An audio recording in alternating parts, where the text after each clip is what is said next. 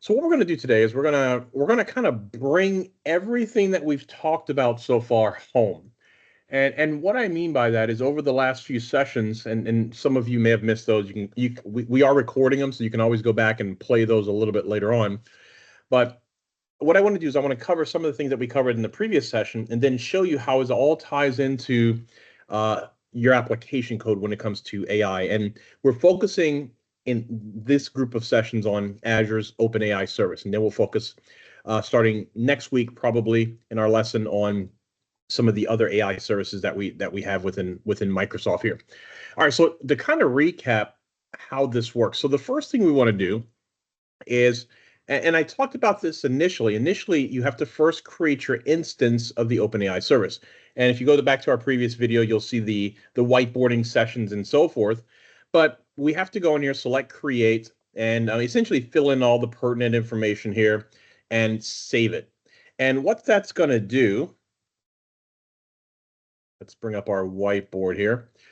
So what that's going to do at this point in time, it's going to create that instance that we need. We can't go any further without creating an instance. And the reason we need to create, there are many reasons why we need to create an instance, but one of the main reasons for it is billing purposes. We need to be able to bill you in some sense for the consumption of that technology. So in the previous lessons, we talked about this is our Azure environment. And again, you should know my typing is atrocious here. Within our Azure environment, we've got our subscription. And our subscription is important because this is how we pay for all the services that we consume within the environment. Now, within the Azure environment, I'm going to kind of throw this in here as a kind of an illustration. Now, there's a lot more behind the scenes to it, but let's call this the Microsoft AI infrastructure. We're just going to call it that for now. And in order for you to consume or use that AI infrastructure, you'll need to go in and create your own instance. So this is going to be an instance. So we'll say,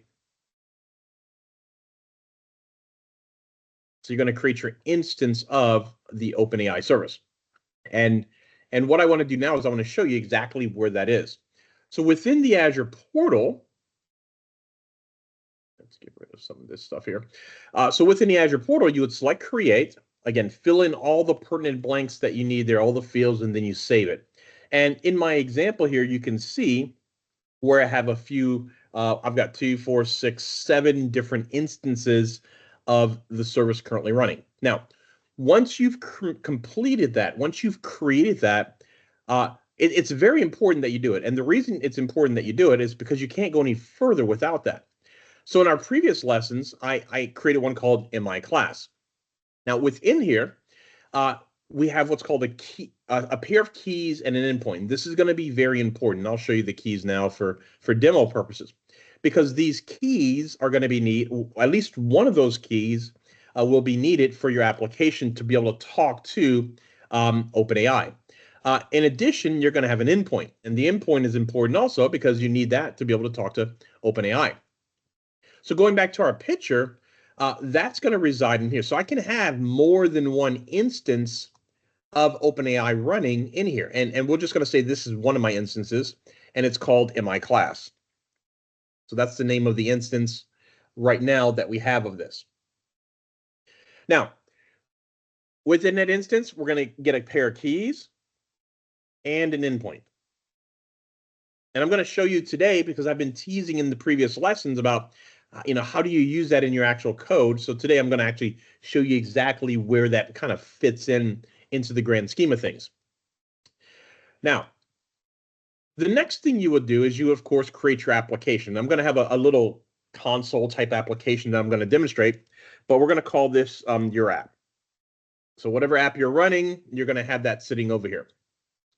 And in order for you, and what's going to happen, kind of the workflow is you're going to have either internal or external users. You're going to have someone that's going to connect to this application, whether it's a web app or an app on a mobile device, whatever it may be. They're going to connect to this application, and they're going to make a request. So depending on what your application is doing, let's say it's translating something from one language to another.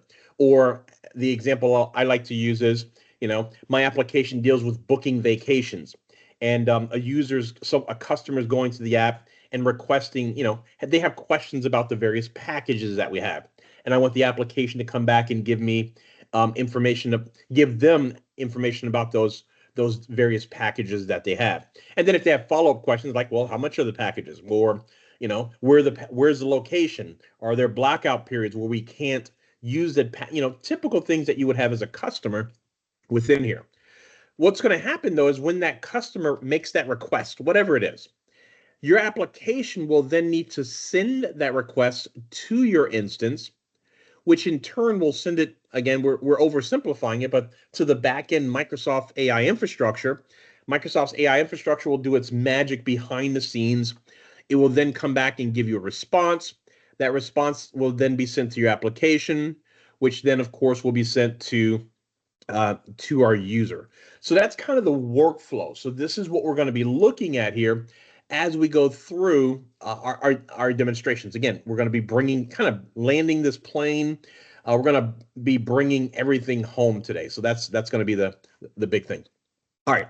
So we did this in our very first session, and then we went into something called the OpenAI portal. So we've got the Azure OpenAI portal, or more specifically, Studio. We have a studio out there that you can go to. And to get to that, basically what you do is you go to oai.azure.com, I think it is, and I'm going to bring it up here. I've got it up already for you as part of that here. So there it is right there, oai.azure.com. And here's why you have this. The primary purpose of the Azure portal is to create your instance of OpenAI, to get those keys and to get those endpoints that you need. And there's some management things you can do as far as who can make changes in here and so forth. There's some network configurations, but the big thing we want are the keys and the endpoint. Once we've done that, then we go to the AI Studio. Now, this is where oai.azure.com comes into play. And what we're looking at here is we're looking at this piece right here. So we're looking at this piece.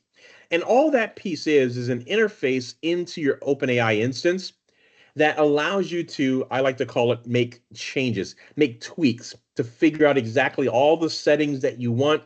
So that way you can take those tweaks, those settings, and use them in your application code. And I'll demonstrate that again today, since we're landing our plane. We're bringing everything together. Now, when you go to the main Azure OpenAI portal here, Studio, you get I like to call it the legacy, but this is the portal that we've had forever. There is a new one now over here on the right called Explore Azure AI Studio. It gives you all the features. There's some additional bells and whistles. I'm going to select it here so you can see it. The look's a little bit different. The structure's a little bit different, but all the parts are still there, okay? So what I'll do is I'll focus on this one here. That way you can kind of, for some of you, this is the first time you're seeing it, so you can kind of get an idea of where things are and so forth. All right, so now what we've got is we've got our instance running. Now, when I logged in with my account, so whatever account I logged in here with, which is my administrator account, it automatically gave me this instance here. And you can always change that if you need to. You can go in there and you can, it's going to take a while here. Yeah, it's because it's a brand new portal. It does this here the first time I run it here. It didn't work that time. Interesting. Okay, so let's change that back then. The perils of live demos are always fun here. So we're going to go back. Let's go back to but anyway, you can go in there and you can change the instance. So right now I'm using MI class, which is actually the instance that you see here, right here. Where's it at? MI class, right here. So this is the instance. So everything that I'm going to be doing in the portal is tied back to this MI class instance that I have sitting here in Azure. All right. So once we've got the key and once we've got the endpoint, last week in our discussion, we talked about what was referred to the studio here, but also the chat playground. And the chat playground is where you test your models out. So you create your models and then you test them out. So that's the primary purpose of the the AI Studio. So within here, we've got a bunch of different models that you can select from, and you can pick and choose whichever specific model, depending on what you want to do. And if you go to our Microsoft Learn site, we've got a breakdown of what all these models do and the benefits and the limitations that each one has and so forth as part of that. But these are all the models that we have. Before, and we're going to go into the playground area, which is right here. So we're going to go into this area right here. But before we go in there, if you remember from last week, you can't get into the playground until you actually have what we refer to as a deployment configured. So you have to set up a deployment. And down here are our deployments. So in our demonstrations in our previous classes, I used some of these. There's some new ones since the last recording here. But the one we can pick either one of the three that we have here. Now let's kind of rehash what our deployments are. The deployment defines what actual AI technology, what trained model we're going to use. Now, there could be pre-trained models that we give you, we call them templates of models that we can use, but you can actually create your own model. You know, if you want AI to learn something that's unique about your environment or your data or something like that, you can actually go in there and create your own custom model if you so choose. So you can deploy a fine-tuned model if you want to. But for now, we're doing a base model, just kind of the templated models that are already out there within there. But you need at least one model in order to configure all your settings. You need at least one model to test the environment before you put it into your code. So you go in, we're going to specify a base model in this case here. Here on the left are all the different models. These are the same models that you saw here in the catalog, so they're all pretty much listed here. Or I can deploy my own custom model if I need to. So you would pick the model that you want. Some of these are image generation. Some of them are embedded models. We're going to go with the GPT models, which are generative. I can never say that. Generative pre-trained transform. It's just a pre-built model, a pre-trained model that you can run in there. So there's a bunch of different ones that we have. So I'm going to go with, let's say GPT 3.5. I'm going to use that specific model. Now, the difference between the models is, and my instance that I selected won't allow me to do it. Let me pick another one here. The difference between the models, there's a pricing difference between them.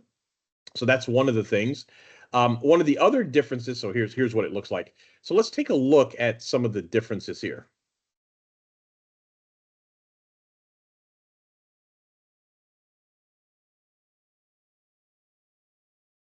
I'm going to put this link in the chat window for everyone. We actually covered this in our video, our recording last week for those that were here. If not, definitely go back and play those if you need to. But in here, this identifies here are the models. So we've got our GPT-4 stuff here. We've got our 3.5. Think of 3.5 as the older version. GPT-4 is the later, greater, bigger, better, faster, stronger models. They're more tuned, if you will, more tweaked. And then you can do embeddings and you can do image generation and some text stuff if you need to as part of this. But we're going to be focusing on our GPT models here. So when you go into the let's get this here. In here and you specify the model that you want to use.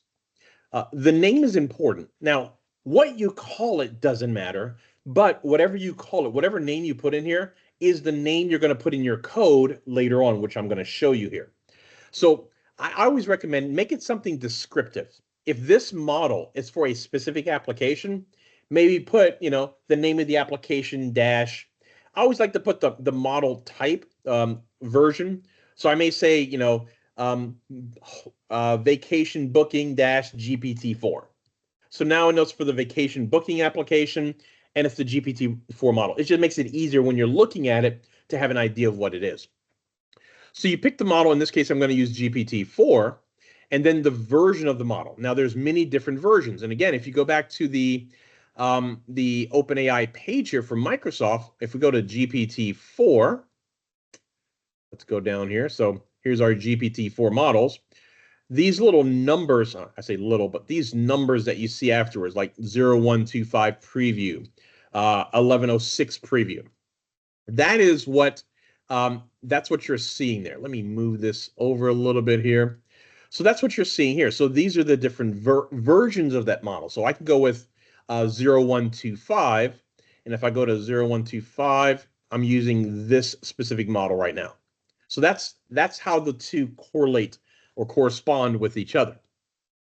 So I picked the model. I can limit, the maximum throughput units, and we'll cover that in later courses here, and so forth. And then you would deploy it. Now, for the sake of time, I've got 3 of them deployed. So I've got one here. It's using GPT-4. I've got another one here using GPT-3.5 Turbo, and another one here using GPT-3.5 Turbo. And then you can see the version numbers for each of those models that we're using. Now we've done, I wouldn't say the hard part, but not the easy part either. So we've done the mediocre part, if you will.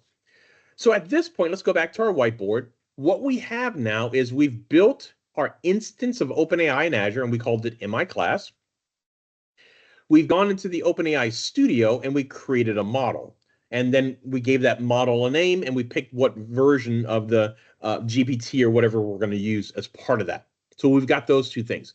We still haven't touched the application yet. We're gonna get to the application piece here in a second. So now let's take this a step further. From this, last week in our video, we went in and we actually configured the settings for the model. So let me give you an example here. So I'm going to go into now that we have a model, which we've built here in our deployments, now I can use these features. Keep in mind, if you don't have at least one deployment configured and you try to go into the chat window, it's going to give you a little page that says, hey, there's no models. You need to build a deployment model first. So you'll get something like that. So now when I go into my chat window, you'll see. So if you notice here, my deployment model that I have is my demo deployment, which if we go back to our deployments is this one right here. So right now I'm using that model to do my configuration and my testing and so forth. So what do we do? Last week, we talked about, and for those that have watched the video or attended the class last week, you saw that the window looked a little bit different. The interface looked a little bit different. Everything's still there. We just move things around. So in here, we've got the setup section. And we talked about the importance of what we refer to as the system message. The system message helps you define how the response is going to sound, the tone of the response. Now, is it going to be robotic? I use the example of the hotel booking site. If I were using this for my hotel booking website, I would want to make sure that if a customer asked a question, that the response would come back in a very happy tone. Why? Because, as I mentioned before, nobody books vacations and they're upset or depressed. Normally, they're excited when they're booking vacations. Going to work is a different story, but when you're booking your vacation, you're kind of happy. So if I were running a hotel booking site, I would want the responses always to be very exciting, very happy, very cheery. So in my system message, I can define how it's going to respond. So let me give you an example here. So in this case, the system message is you're an AI assistant that helps people find information, which means if I go in here and say, tell me about Harry Potter. By the way, I've told you before, if you watch my videos and been in my training, that my typing sucks.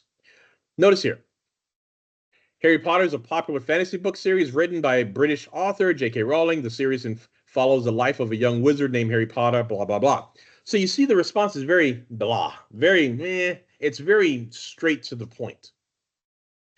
But let's say I want it to be something happy.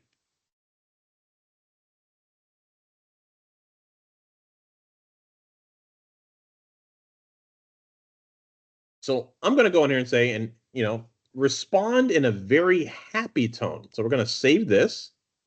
Let's not get that anymore. I'm going to save this. Let's clear our palette and do it again.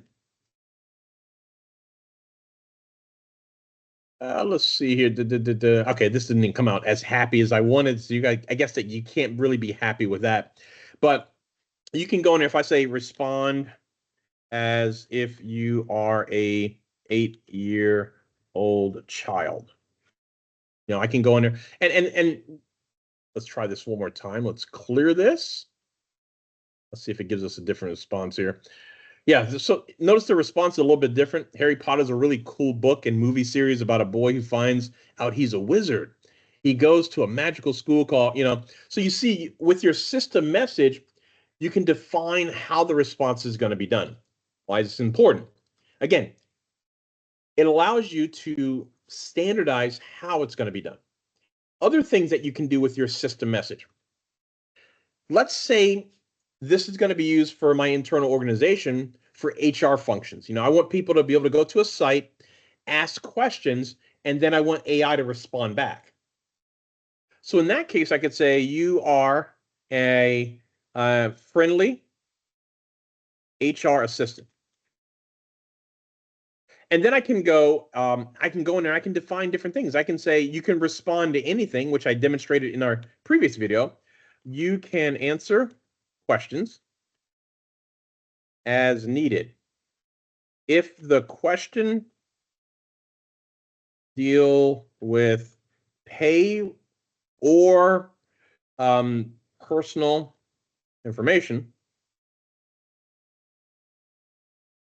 do not answer.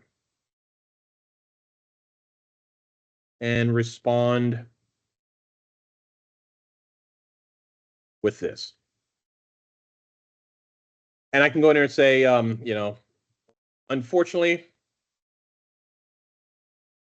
I can't respond about that. And then, please contact HR.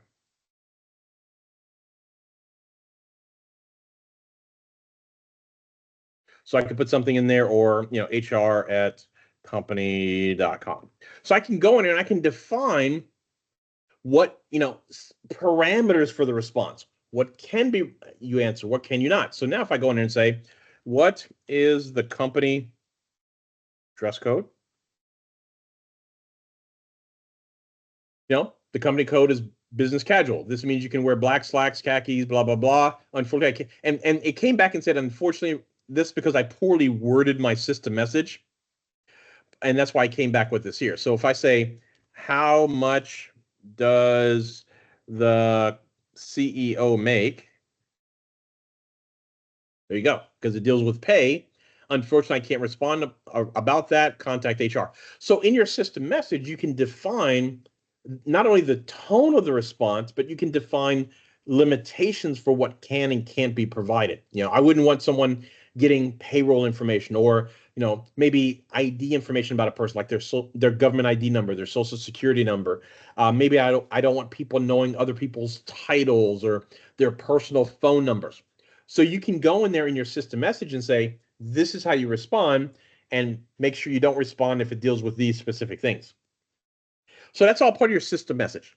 Now, the purpose of this playground here, its primary purpose is just to figure out what your settings are going to be. The playground is exactly that. It's purely for settings. You're not going to use this in production. I'm going to show you how this all translates a little bit later. The second piece, which in the other OpenAI portal, everything was a little bit different. But in here, we've also got parameters. In the other portal, it's actually a separate window.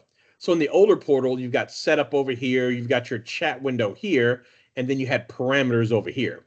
But in this version, you've got your setup chat window, and you've got your parameters, which was a separate section, kind of just a separate tab now.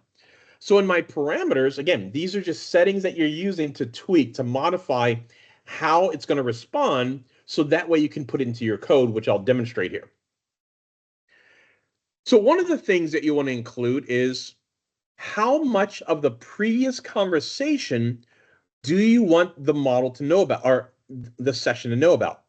I made a statement in our previous session. I said that AI has amnesia. It has amnesia. if I don't define, and I like to use the example of my wife and I, I'm the worst person when it comes to memory. My memory is terrible. The older I get, the worse it gets. So if my wife were to walk up to me and say, "Hey, did you book the hotel for this weekend?" In my mind, I'm thinking, okay, I'm supposed to book a hotel for what? And now I'm trying to figure out what are we supposed to be doing this weekend and so forth. But if my wife were to walk up to me and say, "Hey, remember, we're going to Las Vegas this weekend. Did you book the hotel?" So what she just did there is she reminded me about what it is she asked me, what she's asking for, and then she asked a question. AI works very similar. If you go in there, and let me give you an example here. I'm going to use a very vague question. Who was the player of the match? Notice here, I'm sorry, I don't have that information. You may want to check the official match report or sports. Why? Because it doesn't have a context on what we're talking about. Are we talking about football, soccer, rugby? What are we talking about here? AI doesn't know. But if I do this,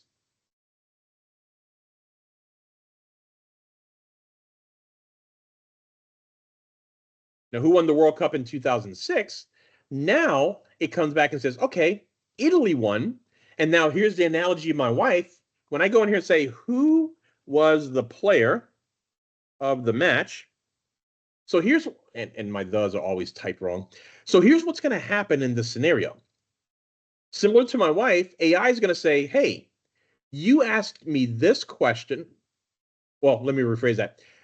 What's going to happen is when I submit this question here, what's going to happen is the system's going to send this question along with this response and then this question along with it. So now my model has context on what we're talking about. So if I submit this, oops, I didn't mean to clear. Let's go ahead and submit it. Notice, this is a terrible example here because I told an HR assistant. It's using this information. That's why it's giving me that there. But what should have come, it should have come back and tell me, I think Zidane was the winner. Let me get rid of this because it's going to script our demos for the remainder of the day here. So let's do this here. Who won the World Cup in 2006?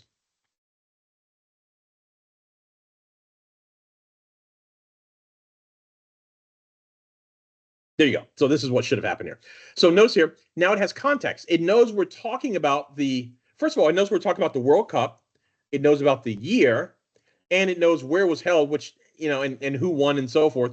But this is the main part we needed. So when I asked the follow-up question, it had context and it could answer the question.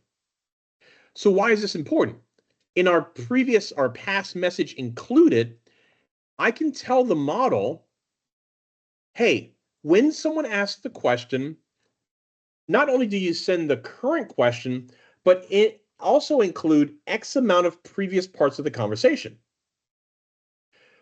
So when you're configuring, looking at the settings for your application, you have to ask yourself, is there going to be one question with one response?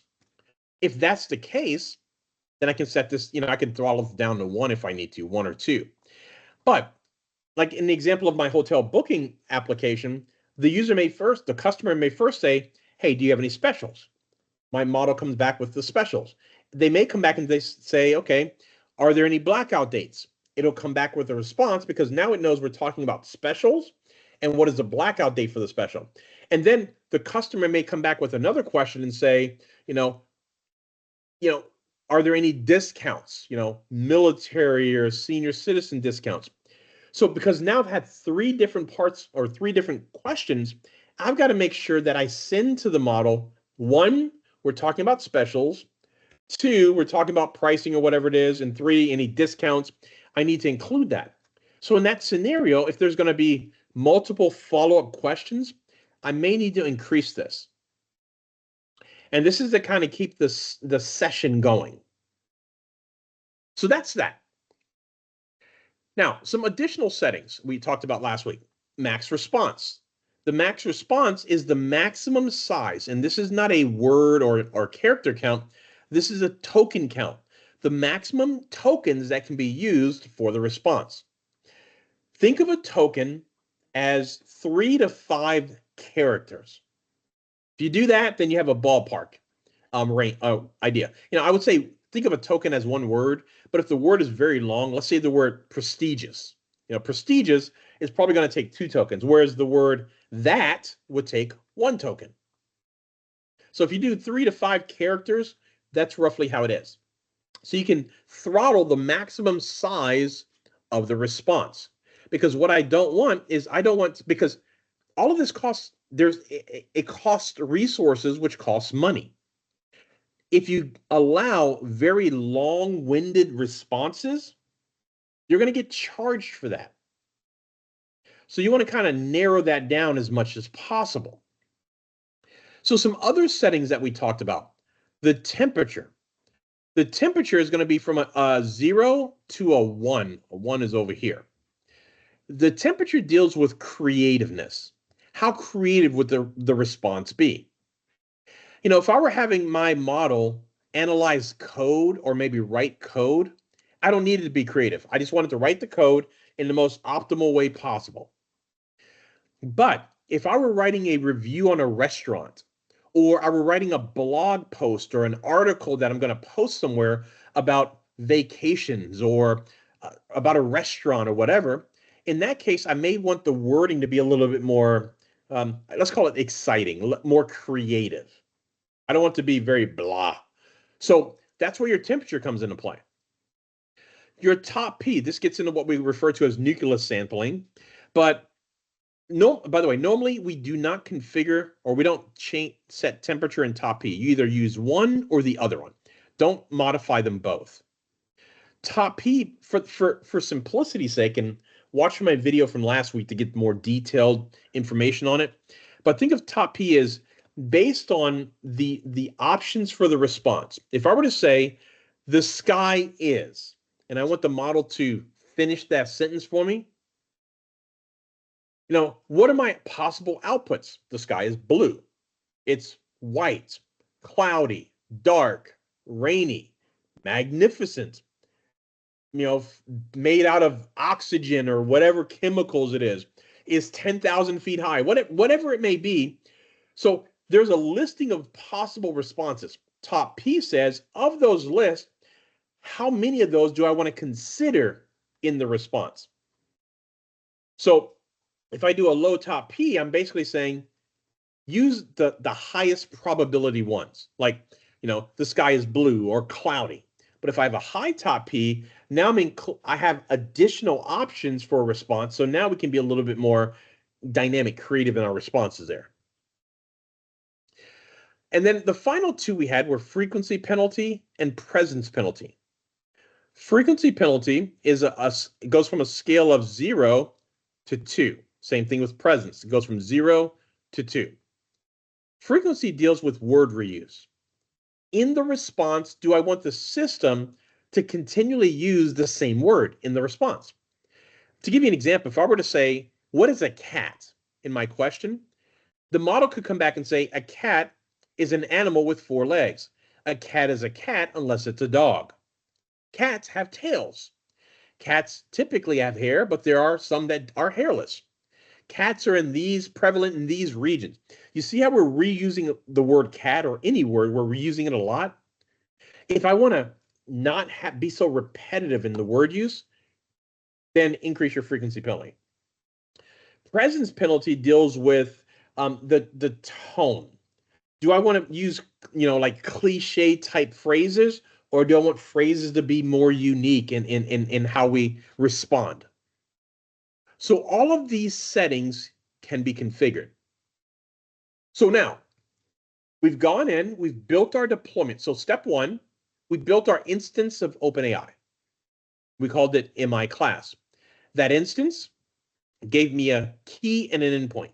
So now let's put this all together into code. And I've got a demo app. This is just a console application here that we have, but I want to kind of give you an example of how this works here. And we're going to use Python. You can do C also. It doesn't, it's up to you what language, but conceptually it's going to be very, very similar. So step one, the first thing that we need to do is we need to modify our .env file with the connection information. So in here, let's bring this up here. In my code, remember, I want my application, so the application sitting here on the right, I want my application to use my MI class instance. So in my Python code, one of my environmental settings here, the first thing I do is put the endpoint. So this endpoint here is pulled from here. So you copy, paste, type it in, however. I don't recommend typing unless you have great typing skills. Me, I would never type it if I don't have to because I'll screw it up. I'll fat finger it. So that's the first thing. The next thing we have is the key. Now I've got two keys here, and I'll show you the keys so you can get an idea of what we have here. Oops, not copy, show. There we go. So notice here, this one ends in 2679E, which is this key right here. So I'm actually using this key in my code. So now my application knows two things. It knows which instance of my AI instance to use. It also knows the key that it's going to use essentially to communicate to this instance. If you don't have the endpoint and you don't have a key, it won't work. It's not, but think of it this way. Think of the endpoint as the login and think of the key as the password. In order for my model, I should say, in order for my instance, in order for my app to talk here, I've got to essentially authenticate. I've got to put the endpoint and a unique key that's generated in there. What that does is it stops some random app. So let's call this random app 1. Let's say someone creates a random app in your organization or somewhere else, and they try to submit a request here because remember, all those requests cost money. They try to submit a request unless they have the key and the endpoint, which they won't have unless you give it to them or they somehow get it. Unless they have that, they can't connect. So it's a security apparatus. So we're going to put those two things in here. Now, the third thing I need is my deployment model. Remember, I went in here under deployments and I created a new deployment model. And in this case here, it's called my deployment. So this third setting that we have in our code here is not the model name, or I should say the model type, but it's actually the name that you create. That's why I told you earlier, the name is important, but it's not important. You can call it whatever, but whatever you call it, you've got to make sure you put it into your application in variable settings, environment settings, whatever you're doing here. Now, what does that do? That allows this application that I have running here, it allows that application to now connect to my OpenAI instance. So in here, I'm going to put a key, an endpoint, and the model name. I'm going to put that in here. So now my application knows exactly what OpenAI instance, and remember, each instance can have multiple models, and it knows which model to use. So I can have one application that's using this one here, which is this application here. It's using my deployment model. That means any request sent to this application will use GPT-3.5 Turbo and this version. I can have a second application that it's going to have the same key and same endpoint, but the model name, the deployment name will be different. It'll actually go to, let's say, here. So the second application would then use, let's say, GPT-4. So now, we've got the application configured to talk to our instance of OpenAI, and the application knows exactly what deployment to use. Any questions at this point? Anyone?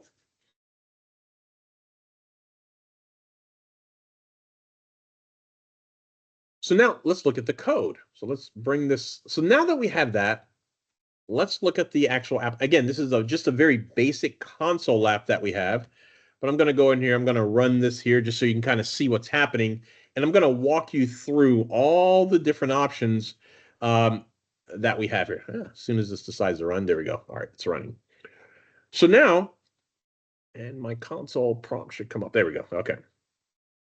So we'll leave this over here for a second, and let me demonstrate how this would work. So as soon as this pops up here, it's thinking. Here we go.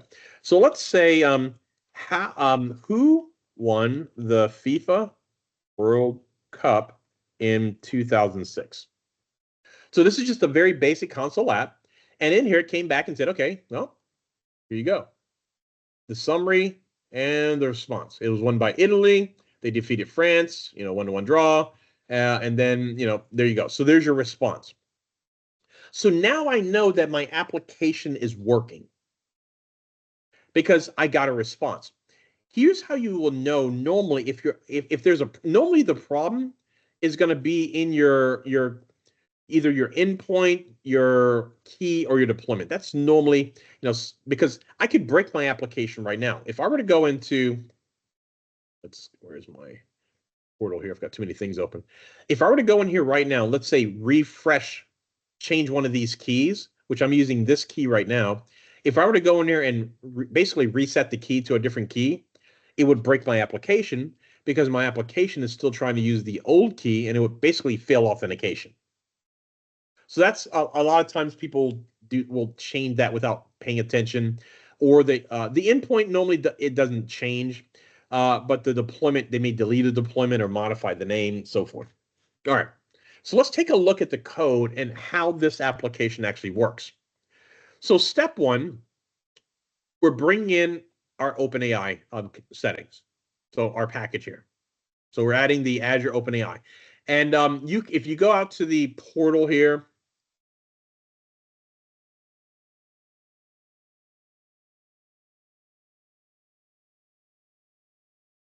We've got SDKs for everything. So you can go in here and you can find here's the Azure OpenAI tutorials, APIs. Here's our client libraries. So we're pulling the OpenAI one here and so forth. So that's the first thing. So you can, and you should always look at the client libraries. So that's step one. The next thing. So now we go in and we look at our function. So in this case here, step one, we're getting our OpenAI endpoint. So our application is going here and getting the endpoint that's going to be used for the application request. Step two, it pulls the key. And these are going to be our variables that we're going to use. And then step three, the deployment name. So it's pulling all of that from here. Now, you could technically put that all directly in here, but if you build your own labs, you should put it in here. Or I would recommend taking one of our Microsoft security courses and there's a lot of other technologies that you can use that are a lot better than putting it in here or in here. But for now, just for demo purposes, we're doing that. So then we're building our OpenAI client. This is going to be our client and our request. So that client's being created, and here's the endpoint it's going to use, the key, and the version. You can pull that from the documentation. Now, the next thing, one of our settings. I will share that link. Now, let's look at some of the options that we have. So everything up until this point, where am I at? I've got so many windows open now. So now you know where the key goes, you know where the endpoint goes, and you know where the deployment name goes. The next thing we want to focus on, remember all those settings we just looked at? So I went into my chat window here, and I went in and, my past messages, the system message here where I said you're a helpful AI assistant. And I told you in the studio, you play around with it and get the settings just the way you want, and then you put it into your code. So on the left here, here's an example. So here's our system message. So in my demo environment, the system message, I could have this in here. So it's system message equals, and then whatever your system message. I could put in here, you're a helpful HR assistant. You're going to respond to questions. Don't respond if it deals with payroll or titles or whatever it may be. I can define how it's going to respond and the limitations. That's where your system message comes into play. So in addition to that, there's some additional things that I can define in here. When the request is sent, I can also include my parameters that we looked at here, past messages. And you can see that right here. So here's the model we're using, which basically is the one that we have in our variable sitting up here. The temperature setting, so this temperature is pulled from here. So whatever setting you put in here, that's what you would put there. Max tokens. That max tokens is essentially our maximum response size. I can also go in here and specify other things like temperature. So I can go in there and specify, find it there, temperature, TMPR. There we go. Oh, if I could spell today. Oh, I already got temperature up there. Never mind, I've got that one. So let's do top P. So I could do top underscore and then P, and then I could specify what my top P would be. And then again, it would be an equal, equals whatever it is, and then go from there. So I could do my top P. I can also specify frequency penalty and presence penalties. So I can set all of those options, those parameters within here as part of my message being submitted. And then once it's submitted, I'll get a response. And that's what you're seeing here. So my entire response is based off of all of my parameters I configured, the key that I'm using, and so forth. So I can go in and say, respond in 1,000 words about who, actually, let's do a little bit better. Describe the Harry Potter books in 1,000 words. We'll do 1,000 words. So there we go. Up. And there it is. So I know it's terrible, but if you can, it's not 1,000 words, but it probably did tokens in this case here. And there's a limit on how many tokens that we have. So I can only do 800, so it's going to cap it off at 800 anyway. So that is essentially how you can use the application code to gauge your response. I can go in here and say, give me a cake recipe for chocolate and cherry. I told you my typing is atrocious. I spelled chocolate wrong there too. I can spell, I just can't do it. There we go. Oh, so there's my response. So notice here it gave me the response. It's going to respond based on the maximum token size of 800. My temperature is this, my top P, and then I have no penalties set up. I can go in there and say, some things like this, convert to metric.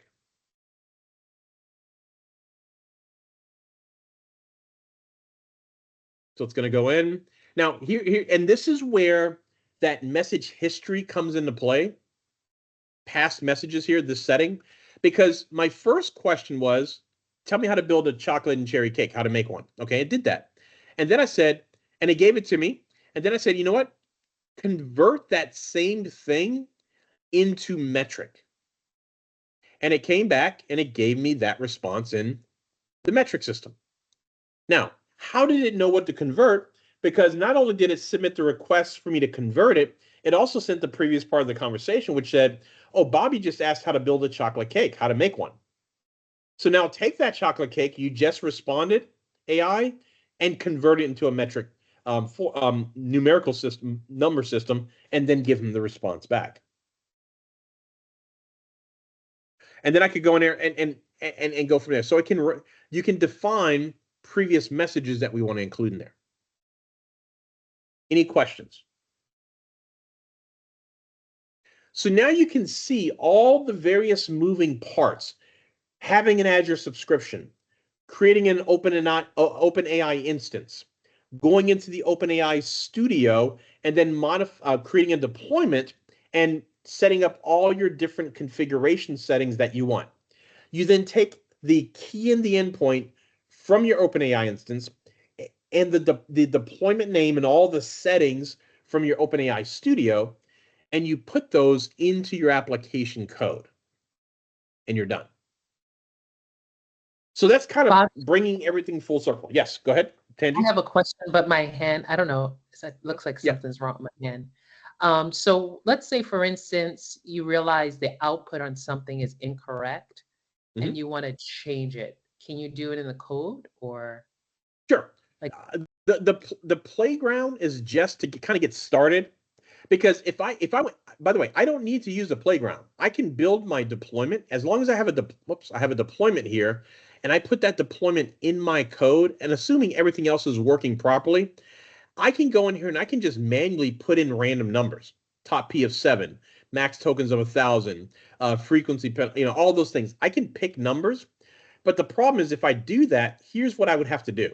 I would have to put my numbers in here, all my parameters, then go in here and test it out. Put a question in here and see what the response is. If it's not right, then I've got to go back in here and I've got to change the numbers a little bit more. So you got to keep going back and forth. And you got to go in there and run it, do a .NET run and C or whatever, recompile it, and then run it again. Whereas if you do it in the playground, you can just test it out right there and get an immediate response without having to save it and do all these other additional things. So that's the benefit. But you don't need to. You do need the playground to build your deployment, though. You need that deployment. But after that, everything else is just, it's easier, but it's not required. All right, great question. Any other questions? So now you've seen it all. So let's recap because we're almost done here for today. In our first video session, we talked about this piece right here. How to go in and create that instance within Azure. We talked about the subscription, why that's important, and how they tie together.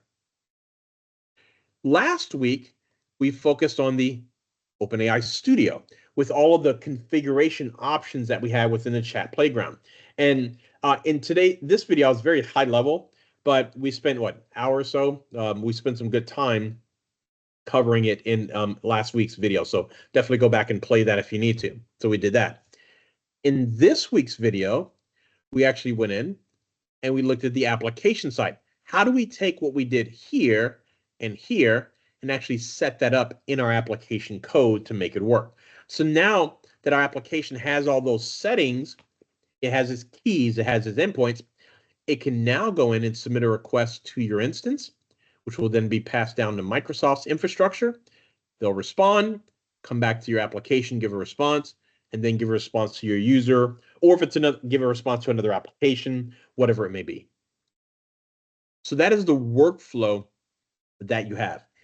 If you'd like to play around with this and maybe build something similar to this, let me show you what you can do. Believe it or not, we do give you some free things.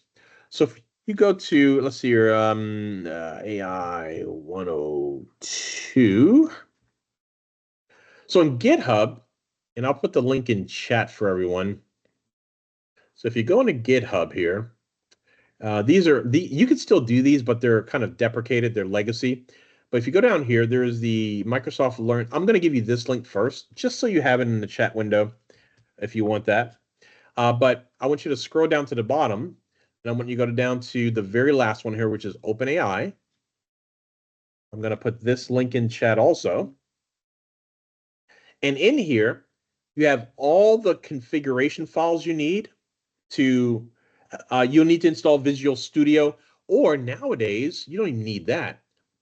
Within GitHub, they have what's called code spaces. So you can actually, instead of having to build your own, deploy and install Visual Studio and download all the packages and everything, you can actually run code space in GitHub, and it has an embedded Visual Studio already pre-configured, ready to go. So it's up to you. I prefer to download because I use it in my courses that I teach, so it's easier to have it locally on my desktop. But if you don't want to have to deal with it every day, then use code spaces. But if you do download it, you'll also need the lab files, so download all of this. And then the instructions. So if you go to your instructions page here, under exercises, we're going to look at the first one here. Literally just follow these instructions step by step by step, and you'll get an opportunity to play around with it. See, it talks about max response. This first exercise actually talks about what we covered last week. It's kind of a little bit more structured and not as ad hoc as mine. I dove a lot more in depth last week, but this is a good point to play around with. So go in here and work on this one here. Once you do that one, go to the second exercise. Now you start really dealing with the code side of it. So you get to play with the code. You'll need either CodeSpace or Visual Studio or some type of tool like that. Go through that. Once you're done, next week, we're actually going to talk about prompt engineering. We'll talk about how to generate the proper prompt and the things you want to consider. So you can do prompt engineering. Then we're going to talk about how to use OpenAI to generate and troubleshoot code. So we'll do that. Generating images using DALL-E. So there's your DALL-E right there. There's a lab for that. And then if you want to use your own data as part of this, how do you do that? Like if I have my own hotel or my vacation site and I want the AI to respond based on data that I have, like AI doesn't know without me telling it what my package, my vacation packages are for my company. So I have to train AI on how to learn about my vacation packages. So when customers ask, they have that. So we'll talk about how to use your own data. If you're, I use the example of a vacation planning service, how to use your own data to train the models to provide responses based on your information. So we'll wrap up with that. But there's a lab on that too. So if you want to play around with that. I've mentioned before, if you do not have an AI and Azure subscription, do a quick internet search, Bing, Google, whatever search engine you use. If you just look up free Azure account, you'll see this here. I'll put this link in chat also for those. Again, you can just look it up if you need to, but I'll put it in chat. You can create a free Azure account. Just select the green button. This one here is money. You have to pay for that one. So pick the green button. You'll get a free 1-year Azure environment that you can play with. We call it a subscription. So you have to authenticate and all that. But you can go in there and do that. Now, I will warn you, or I will caution you, really, not really a warning. When you do the free account, it will ask for like a credit or a debit card number. That is not for us to bill you. That we're using that to verify you're human. It's a validation. That's all. You're not going to get charged for anything. If you exceed your resources, which you can't because it cuts you off if you hit your limit, and then it lets you every month it resets. So if you hit your limit, it just cuts you off. It stops your environment. We don't start billing you if you go over above and beyond that. The environment's good for a year. After a year, we don't automatically start charging you on month 13. No, we'll send you an email and say, hey, this is going to go away. Do you want to keep it, convert it, and so forth? But I just like to caution people so you're not blindsided when you see it, that it is going to ask you for a credit or debit card number just to prove you're human. That's all. All right. Everybody good? Any questions on this session here? So hopefully now you're starting to see how everything is being put together. And next week, we're going to take it a step further. Any questions? And with that, hopefully you enjoyed this session. I'll see you back here next week. Hello, All right, Bobbie. I just stopped.